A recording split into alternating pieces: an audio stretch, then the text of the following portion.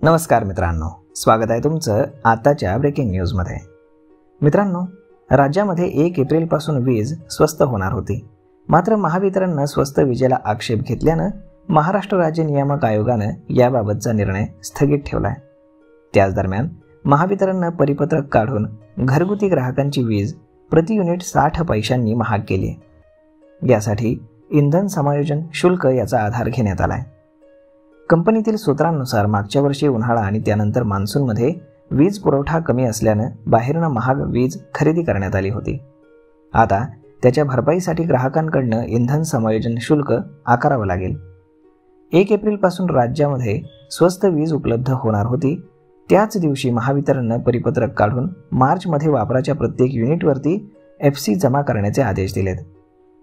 यासाठी कंपनीने 30 मार्च 2020 च्या आयोगाच्या आदेशाचा हवाला दिलेला आहे। महाराष्ट्रातील विजेची मागणी 30,000 मेगावॅटच्या जवळ पोहोचली आहे। राज्यामध्ये 7 एप्रिलला सर्वाधिक मागणी म्हणजे 29,411 मेगावॅट होती। यामध्ये मुंबईच्या 3,753 मेगावॅटचाही समावेश आहे। तर दुसरीकडे राज्यामध्ये खाजगी कारखान्यांसह उत्पादन हे 18,530 मेगावॅट होतं। उर्वरित मागणी केंद्रीय कोटा आणि पॉवर एक्सचेंजद्वारे पूर्ण करण्यात आली। तर दुसरीकडे चंद्रपूर आणि खापरखेडा आणि भुसावळमधील प्रत्येक 1 युनिट बंद आहे।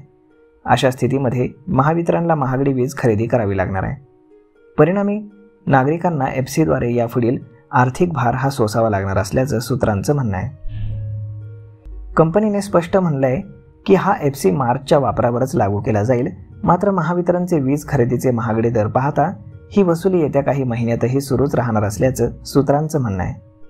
त्याचा परिणाम घरगुती ग्राहकांवरती प्रत्येक वर्गावरती होणार आहे। वर्गवारीनुसार व्यावसायिक ग्राहकांना 40 ते 60 पैसे, कृषी 15 ते 30 पैसे आणि पथदिवे 35 ते 40 पैसे, पाणी पुरवठा योजना 30 ते 35 पैसे आणि इलेक्ट्रिक व्हेकल चार्जिंग स्टेशनला 40 पैसे आणि उद्योगांना 35 ते 40 पैसे हे अधिक द्यावे लागणार आहेत।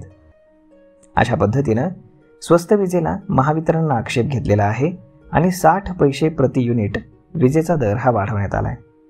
यावर सर्वसामान्य ग्राहक म्हणून आपलं काय मत आहे हे तुम्ही आम्हाला कमेंट करून नक्कीच सांगा। आणि जर हा व्हिडिओ तुम्हाला आवडला असेल तर आपल्या जवळच्या मित्रमंडळींसोबत देखील हा व्हिडिओ तुम्ही शेअर करायला विसरू नका। धन्यवाद।